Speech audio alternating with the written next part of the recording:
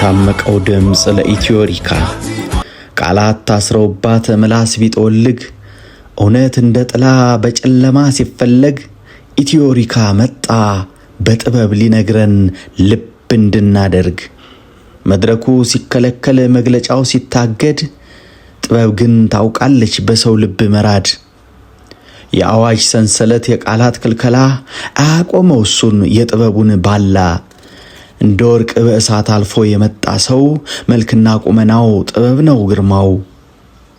መናገር ባይቻል በጋዜጣው አውታር ዜማው ይናገራል ሳያግተው ድንበር።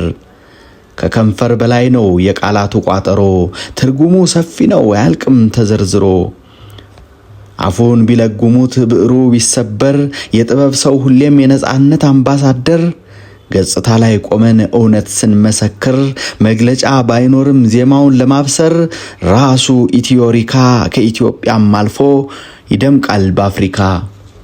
በዜማው ቅላጼ በቃላት ጥበቡ ልብን የሚያሸብር የሚገዛው ህቡ። ኢትዮሪካ ሲነሳ ስም ብቻ አይደለም የታሪክ መዝገብ ነው።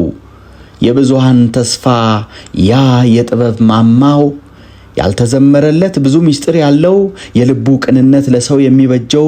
መድረኩ ሞቅ ሲል ድምፁ ሲያስተጋባ ያለ መታከት የምንሰማው።